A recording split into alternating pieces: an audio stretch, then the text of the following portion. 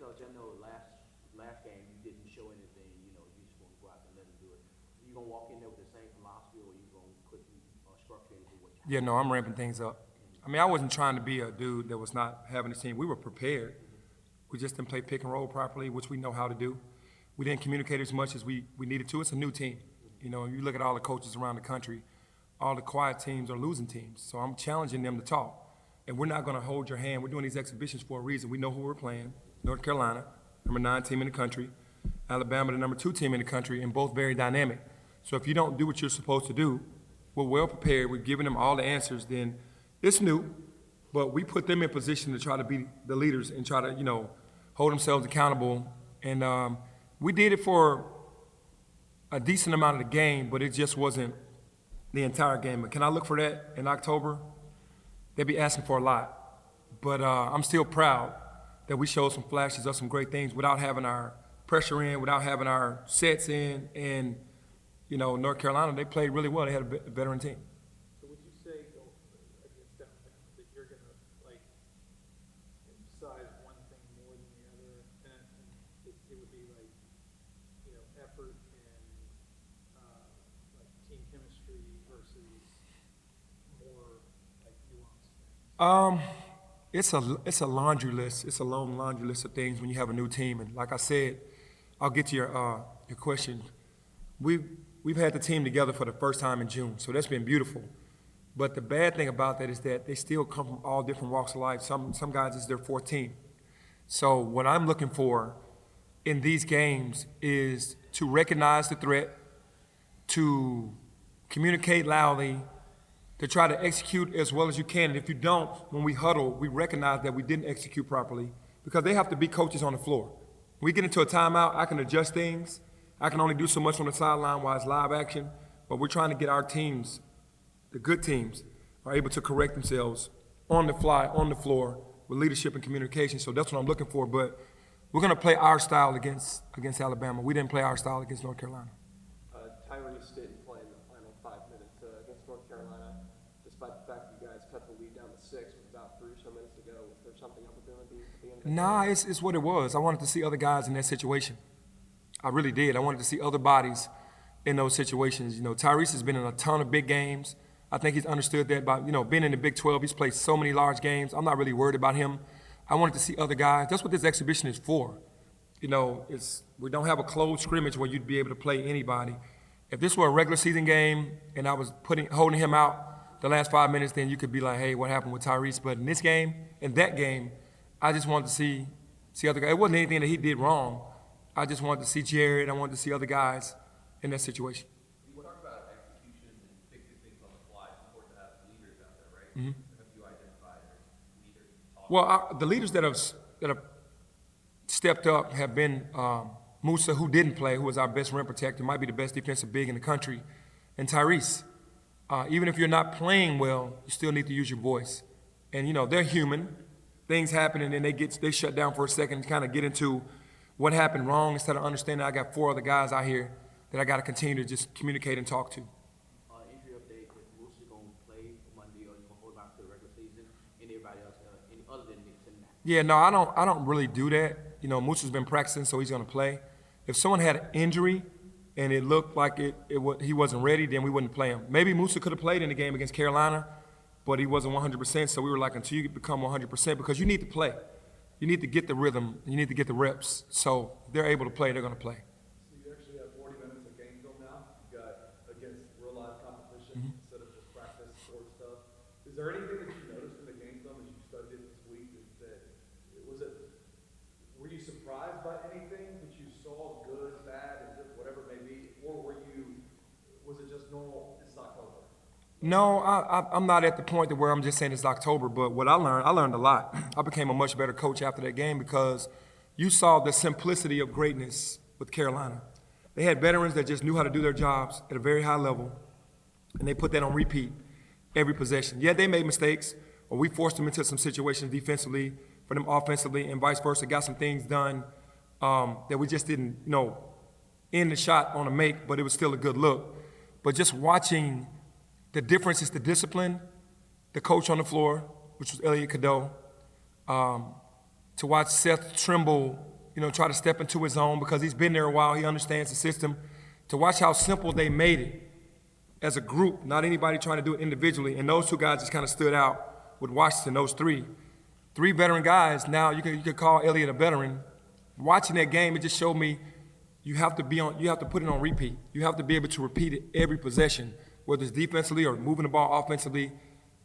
And that's how they did it. So it was a beautiful thing to have that 40 minutes of film, just watching that and understanding this is how the good teams do it. You mentioned that Dane's been kind of banged up with his back lately. What's happened to that? Dane has actually been healthy up until that point. I don't know if he tweaked something. I know most of those guys were at the gym way earlier than what they were supposed to be because, it was a big game, ESPN, even though it was a scrimmage. And I think they basically just, the anxiety of wanting to play the game, they went over there way too long, did way too much. And something happened with his back because at halftime he was in the training room. So that's why I didn't play him as much in the second half. And then finally I looked at him and was like, you want to go back? He was like, yeah, but he made a move and then he kind of winced a little bit. So he hadn't shown that this week. So, he's healthy. You playing a leaded by team? I'm sorry. Playing a leaded by team, man. How you feel your defense going to stand up to this shooting of Alabama? I feel like that we know what to do, but doing it is it's a different thing. You got to give them credit. They understand what they're doing out there. They're a well-oiled machine when it comes to offense. They keep the ball moving. Everyone's aggressive on getting to the paint, creating these triggers to try to get two people on the ball and then getting rid of it, and shooting every three possible. They shot 46 threes, and they want to shoot 60. So teams don't play against that every day. So when you get a chance to play against that, it gives you footage of how we handled that. We feel like we have a really solid game plan, but we feel like we had a really solid game plan against North Carolina too. You still have to do it. But it's going to be fun for me. That's why I'm glad we have these games. A couple weeks ago, you said one of the things that you learned in your 6 seasons so far is how to put out fires earlier. Do you think that was the Tyree thing earlier this week, was that sort of like a proof of that you I think so. I think that in this era, you have to understand that these young men are going to have situations where they're going to need some time. It's so much pressure, with NIL, with playing time, with family members, with all kind of stuff happening. And he came to me and asked me for a couple personal days, and I gave them to him. And then that turned into people not seeing him in practice. Then it got to you guys, and then it just became a wildfire. But he never once told me that he was quitting. He just asked me for personal days, and that's what I stated from the beginning. But it turned into he's leaving and all this extra stuff that's going on. And that's just the society that we're in. And he understands that now. Every decision that we make is going to be under a microscope, and you have to prepare for that. it's like, are you ever surprised anymore that No. with No, it's every single day. Most coaches are leaving, like Tony Bennett, one of the coaches that we need on this level. Some coaches just can't stomach showing up every day and thinking it's about money. It's for monetary reasons or something's always wrong. You got a different team every year. Like, you can't have your same team. You got to re-recruit your guys. On the basketball purist, that is gut-wrenching. That's tough. It's like a gut punch. Every day having to see something on social media or hear something or a young man is unhappy about this or that or a young lady. It's just our life that we have to deal with right now. But nothing surprises me anymore in today's game.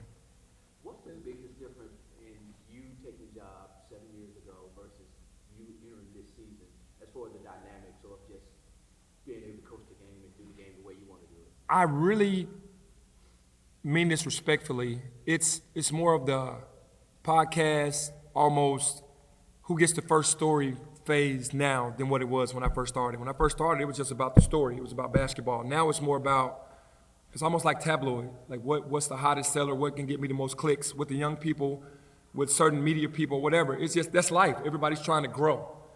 Every day somebody's trying to grow from where they are.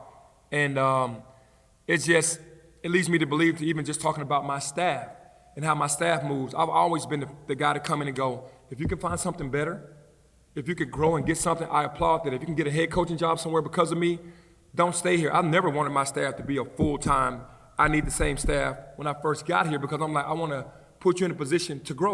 Nobody wants to be an assistant coach for 40 years. Everybody ultimately under me wants to be a head coach or grow into a better position, so they leave.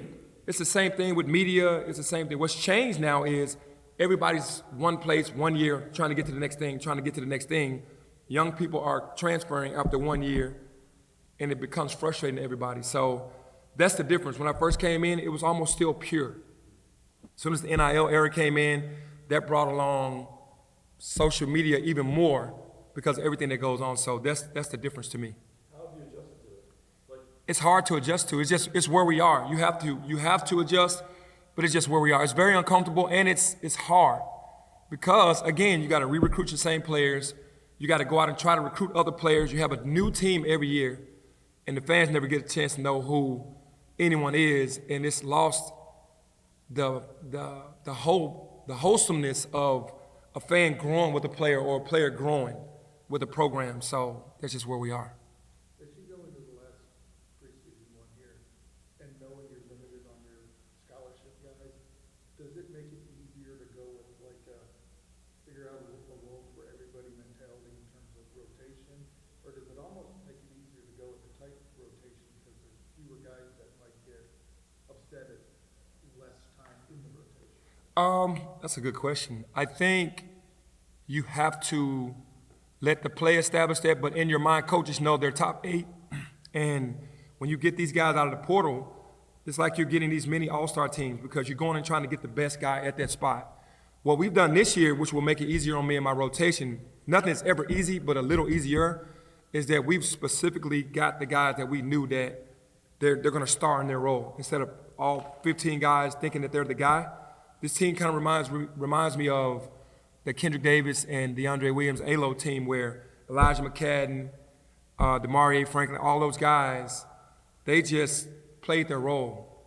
Keontae Kennedy, and they just knew they starred in their role. This is what this team reminds me of versus the other teams where I had way more talent. It was so much harder because if a guy didn't play 20 minutes, he might have played 18, he was mad. Or a guy didn't play, because they were really good.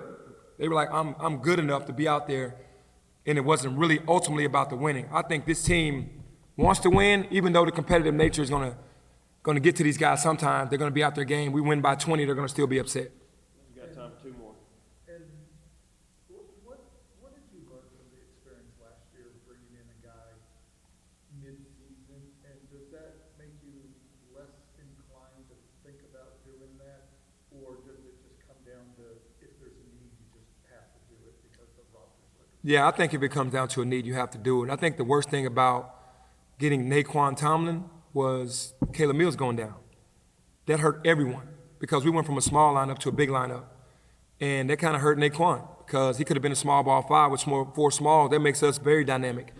It put David Jones in a very tough situation, even though he kept scoring.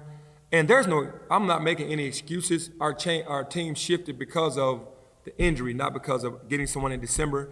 I think if you need a position filled or just security of another extra ball handler or extra big, that's once in a lifetime talent in Naquan Tomlin. That's hard to turn down when you needed the talent. And he wasn't here in non-conference, and we won because we were small. Caleb Mills doesn't get injured. I feel like everything changes. You can't take one of the best players off a team and then think that everything's gonna be okay. It wasn't okay. But to answer your question, I think you got to go get it if it's a need. That was my first time pretty much doing that. If you are looking to, I'm sorry. Related to that, do you have all of your open scholarships left? And could there be a possibility that you pull back one of those for December?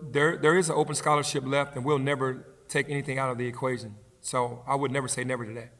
yeah, if you are looking to, add someone maybe before that December deadline, is there a specific spot that you may be looking at there? Not really.